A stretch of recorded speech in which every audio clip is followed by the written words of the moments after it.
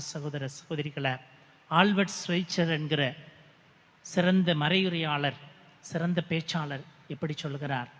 Life becomes harder for us, life becomes harder for us when we live for others. மற்றவர்களுக்காக நாம் வாழுகின்ற போது வாழ்க்கை துயரமானதாக இருக்கிறது.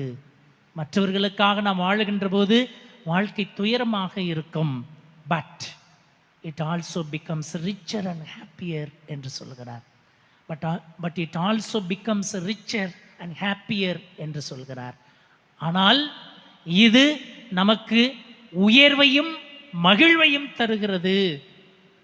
இது நமக்கு உயர்வையும் மகிழ்வையும் தருகிறது. மற்றவர்களுக்காக நாம் துன்பங்களை ஏற்றுக்கொள்ளுகிற போது, மற்றவர்களுக்காக நாம் துயரங்களை ஏற்றுக்கொள்ளுகிற போது அது மகிழ்வையும் உயர்வையும் தருகிறது என்று சொல்லுகிறார்.